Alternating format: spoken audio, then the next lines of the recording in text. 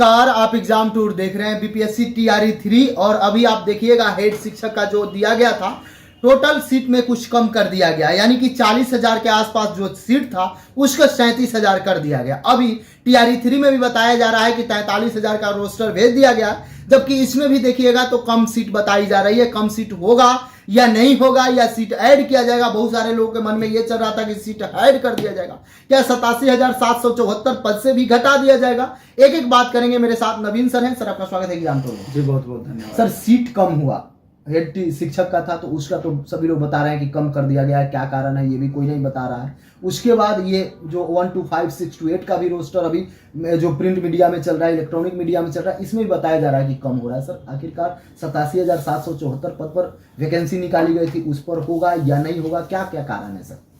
बहुत सारे कारण हैं। अभी आप देख रहे हैं कि ये 3-4 पेज में इसका जस्ट पेपर कटिंग है, डेटा है पहले का, और इसके आधार पर जो हम मूल्यांकन कर पा रहे हैं, आप लास्ट तक वीडियो देखिएगा, कोशिश करेंगे हर बात को क्लियर करने का। मैं भी संतुष्ट आप हों इस बात से। जी। सबसे पहले तो ये देखना है कि आज जो न्यूज़पेपर में ये इंफॉर्मेशन आया कि हेड टीचर का किस तरीके से सीट कम हुआ है, और चूंकि 1 to 5, 6 to 8 का रोस्टर क्लियर हुआ, और आफ्टर रोस्टर क्लियर के बाद कितनी वैकेंसियां टोटल आई और कितनी वैकेंसियां ओवरऑल जो पहले से निकली हुई थी उसमें कम हुआ, तो स्टूडेंट एक तरीके से परेशान हो गए। इसको देख करके परेशान होना स्वाभाविक है, क्योंकि अगर आप देखें तो करीब 47,000 प्लस वैकेंसी 1 to 5, 6 to 8 मिला करके थी, और अब घट करके 43,306 वैकेंसी हो गई। तो देखा जाए तो करीब 4,000 वैकेंसी का डिफरेंस रहा। 4,000 वैकेंसी का डिफरेंस 1 to 5, 6 to 8 में रहा। इसके क्या कारण हो सकते हैं? सोचने वाली बात यह है। हेड टीचर की जो वैकेंसी में कमी आई उसके क्या कारण हो सकते हैं? और हेड टीचर वाले वैकेंसी पर अगर आप गौर करेंगे जी, जहां नंबर ऑफ वैकेंसी में कमी आई है, तो बहुत बातें ये इससे टीआरई 3 का भी क्लियर होगा। इसको देख करके क्लियर होने वाली बात इसलिए हम बोल रहे हैं कि ये डेटा मेरे पास एक है कि जो कि हेड टीचर का कैटेगरी बाय कैटेगरी कितनी वैकेंसी थी, और कैटेगरी बाय कैटेगरी कहां घटा और कहां बढ़ा। घटने बढ़ने वाली बात इसलिए आई कि पहले जो रोस्टर बना हुआ था 65% रिजर्वेशन के आधार पर बना हुआ था। अब जब सुप्रीम कोर्ट का डिसीजन आया तो 50% रिजर्वेशन पर इनको रिजल्ट देना है, 50% पर। तो स्वाभाविक है कि कैटेगरी बाय कैटेगरी कहीं बढ़ेगा कहीं घटेगा, तो उसी के स्वरूप जितनी भी अभी कमी या ज्यादा हुई है, एक तो यहाँ पर कमी देखने को मिल रही है, इसके कारण पे हम चर्चा करेंगे 1 to 5, 6 to 8 का करंट रोस्टर के अकॉर्डिंग। बाद में कैटेगरी बाय कैटेगरी में क्या उथल पुथल होगा, यहाँ पर भी गौर करना है। उदाहरण स्वरूप थोड़ा सा पहले हमको लगता है सर टोटल सीट पर कैसे अंतर पड़ जा रहा है, उस पर हम आएंगे टोटल सीट पर, लेकिन उससे पहले थोड़ा इस पर अगर गौर कर लेते हैं हेड टीचर वाले पे, तो आपकी स्थिति स्पष्ट हो जाएगी। हेड टीचर का पहले कैटेगरी बाय कैटेगरी हम चर्चा कर देते हैं, तब जाके हम चर्चा करेंगे कि हेड टीचर में क्यों कमी आई और इसका प्रभाव टीआरई 3 पर क्या पड़ेगा। तो हेड टीचर का बात है, जहां तक जैसे पहले जनरल में 10,081 पोस्ट की वैकेंसी आई थी हेड टीचर में, जो कि अब जाकर के बढ़ करके 15,180 हो गई जनरल कैटेगरी में। ईडब्ल्यूएस और बाकी कैटेगरी में सीटों की संख्या कम हुई। ईडब्ल्यूएस में 4,018 पोस्ट पहले था, 3,791 हो गया, 300 कम हो गया। ईबीसी में 10,056 था, वो 6,822 हो गया, 3,700 के आसपास अच्छा खासा कमी हुआ है। एससी में 80,141 था, 6,069 हो गया। एसटी में 806 था, 393 हो गया। यहाँ पर 50% से ज्यादा कमी आई है। और बीसी में 7245 था, तो 4549 हो गया। यहाँ आप देख रहे हैं ओवरऑल 40,247 पोस्ट की वैकेंसी आई थी, 37,943 हो गई। तो आप ये देख सकते हैं कि ये कमी या ज्यादा। तो इसका मूल कारण जो बताया जा रहा है कि ओवरऑल वैकेंसी में जो कमी आई है वो स्कूल के मर्जर और डीमर्जर, अब इस बात को समझना है। पहले क्या था कि जैसे सरकार का प्राइमरी एजुकेशन पे खासा फोकस हुआ जी। और ऑल ओवर इंडिया में ही, सिर्फ बिहार की बातें नहीं है। और बिहार की बात की जाए तो माननीय मुख्यमंत्री नीतीश जी का था कि प्रत्येक टोला में प्राथमिक विद्यालय होना चाहिए, प्रत्येक टोला में, और खुला भी। आजकल आप देख रहे हैं कि टोला सेवक की बहाली हो रही है वगैरह वगैरह, सब उसी का पार्ट था। तो प्राइमरी स्कूल प्रत्येक टोला में खोला गया। उसके बाद आप देखेंगे कि आंगनबाड़ी केंद्र भी खोला गया प्रत्येक टोला में लगभग, और आंगनबाड़ी केंद्र फुल्ली सेंट्रल गवर्नमेंट के द्वारा ऑपरेट होता है जी। पूरा वहां पर सेंट्रल गवर्नमेंट का ही पैसा लगता है, स्टेट गवर्नमेंट का नहीं है, और वहां पर सुविधाएं भी ज्यादा होती है आंगनबाड़ी केंद्र पे।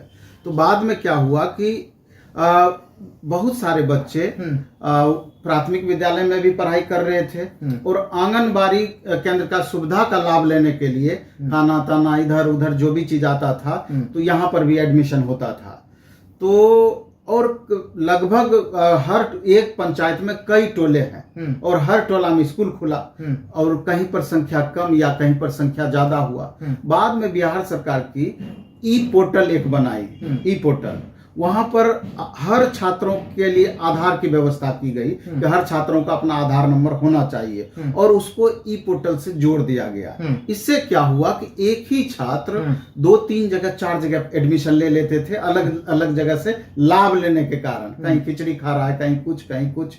टीचर को भी फायदा होता था, स्कूल से डायरेक्ट लिख के दे दिया जाता था कि मेरे यहाँ इतने बच्चे पढ़ रहे हैं, छदम बना करके, तो उसको मान लेती थी सरकार। लेकिन जब आधार की अनिवार्यता आ गई और जब उसका वेरिफिकेशन होने लगा तो अचानक स्टूडेंट की संख्या में भी कमी आई, और कई स्टूडेंट की संख्या कमने की वजह से, और दूसरा मुख्य कारण ये रहा कि अभी तक स्कूल जो चल रहा था, प्राथमिक विद्यालय इतना तो खुल गए, कहीं झोपड़ी में चल रहा है, कहीं बाहर में ही पेड़ के नीचे पढ़ाया जा रहा है, किसी फलने बाबू के दरवाजा पर स्कूल चल रहा है प्राथमिक विद्यालय, ये स्थिति थी। बाद में जब के पाठक सर आए तो उन्होंने स्कूल का अपना पक्का मकान होना चाहिए, प्रॉपर वे में कैसे स्कूल चले इसके व्यवस्था पर बात होने लगी, तब जाकर के। और प्राथमिक विद्यालय का ये नियम है, आज से नहीं, स्वतंत्रता के पहले से ही, कि गांव में कोई न कोई जमीन को दान करते थे और उसी दान वाली भूमि पर स्कूल खुलता था या गैर मजरूआ भूमि पर स्कूल खुलता था। स्कूल सरकार अपने पैसे से जमीन खरीद करके नहीं खोलती थी, अभी भी वही नियम है। तो जहां पर दानकर्ता नहीं मिले, कुछ दिन इस तरह से प्रयोग के तौर पर किया गया, तो धीरे धीरे स्कूल को आपस में मर्ज किया जाने लगा, क्योंकि खाने में प्रॉब्लम था, क्वालिटी एजुकेशन में प्रॉब्लम था, बहुत प्रॉब्लम क्रिएट होने लगा। तो 2 स्कूल को मिला के एक स्कूल किया जाने लगा, कहीं कहीं 3-3 स्कूल को मिला करके एक स्कूल किया जाने लगा, और कहीं पर दानकर्ता मिल गए तो फिर वहां पर पक्का मकान या पक्का भवन बनने की व्यवस्था की गई। तो यहाँ पर जो नंबर ऑफ स्कूल का मर्जर किया गया, डीमर्जर किया गया, तो स्वाभाविक है कि जिस समय ये रोस्टर आया था तो उस समय की स्थिति अलग थी, बाद में चल करके मर्जर वाला काम हुआ। तो स्वाभाविक है कि जब स्कूल को आपस में मर्ज किया गया तो हेड टीचर की भी संख्या तो घटेगी। जो आप अनुमानित दिए हैं कि इतने हेड टीचर की जरूरत है, तो स्वाभाविक रूप से अब कम हेड टीचर की जरूरत है, तो वही व्यवस्था हुई। यही कारण रहा कि हेड टीचर की संख्या में 3000 के अप्रॉक्स कमी आई ओवरऑल। तो स्वाभाविक है कि जब हेड टीचर की संख्या घटेगी तो टीचर पर भी फर्क पड़ेगा, क्योंकि टीचर में भी जस्ट यही बातें वहां पर लागू हुई कि एक जगह बच्चे कलेक्ट हुए, टीचर की संख्या अधिक हो गई, और हालांकि टीचर की बहाली जब भी होती है तो नंबर ऑफ स्टूडेंट के आधार पर बहाली होती है, तो वहां फर्क नहीं पड़ा। लेकिन सरकार का जो अपना नियम था उस हिसाब से देखा गया कि जब आपस में आधार को लिंक किया गया तो नंबर ऑफ स्टूडेंट की भी कमी आ गई, जिसके वजह से प्राथमिक विद्यालय में आप देख रहे हैं कि 28,026 वैकेंसी 1-5 में थी TRE 3, और रोस्टर क्लियर होने के बाद 24,902 वैकेंसी हो गई। लगभग यहाँ पर आप देखेंगे तो 3,000 के अप्रोक्स सीट कम हो गया 1-5 में। 6-8 में 19,645 वैकेंसी पहले थी और 18,418 वैकेंसी बाद में चल करके हो गई। यहाँ भी 1,000-1,200 के लगभग संख्या में कमी आई। कारण कमने का यही रहा। अब स्वाभाविक है आपका कि 1-5, 6-8 का आपका ये रोस्टर आया, लेकिन जिस हिसाब से हेड टीचर का आधिकारिक तौर पर बजाबते कैटेगरी बाय कैटेगरी निकाला गया, किस कैटेगरी में कितनी वैकेंसियां कमी और ओवरऑल कमी आई, तो हो सकता है कि 2-4 दिन 5 दिन में इसका डिटेल आपको आ जाए कि किस कैटेगरी में कितनी वैकेंसियां कम हुई और ओवरऑल इतनी वैकेंसियां कम हुई। कम हो जाएगी ये कंफर्म है? ये तो 3000 लगभग 3000-4000 वैकेंसी तो अब आपको दिख रही है, 4000 प्लस वैकेंसी इतनी कम हो गई है प्राथमिक विद्यालय में। तो अब ये अनुमानित आप अनुमान लगा सकते हैं कि क्या टीजीटी और पीजीटी में भी इस तरह का कमी देखने को मिलेगा क्या? तो ये तो आगे आने वाले दिनों में पता चलेगा कि कितने विद्यालय को उत्क्रमित किया गया, मतलब अपग्रेड किया गया। तो विद्यालय को अब पहले अभी क्या हो रहा है वर्तमान में, जिस समय पाठक सर थे तो जो स्कूल मध्य विद्यालय चल रहा था उसको अपग्रेड करके, क्योंकि सरकार का प्लान था कि हर पंचायत में एक हाई स्कूल होना चाहिए, तो हाई मध्य विद्यालय को माध्यमिक विद्यालय में कन्वर्ट कर दिया गया और जो ऑलरेडी माध्यमिक विद्यालय चल रहा था उसको उत्क्रमित उच्च माध्यमिक विद्यालय में कन्वर्ट कर दिया 10+2 में। तो यहां पर भी देखने को मिला कि अभी देखिएगा, अगर आप गौर कीजिएगा, अगर स्कूल का आप इंफॉर्मेशन निकालिएगा तो आपको पता चलेगा कि माध्यमिक से उच्च माध्यमिक तो कर दिया गया या मध्य से माध्यमिक तो कर दिया गया, लेकिन स्टूडेंट की संख्या जितनी बढ़नी थी उतनी नहीं बढ़ी। 50 स्टूडेंट बढ़ा और टीचरों की संख्या वहां बहुत ज्यादा वृद्धि हो गई। एक एक स्कूल में 10-12 टीचर एक्स्ट्रा आ गए हैं, ये स्थिति हुई है।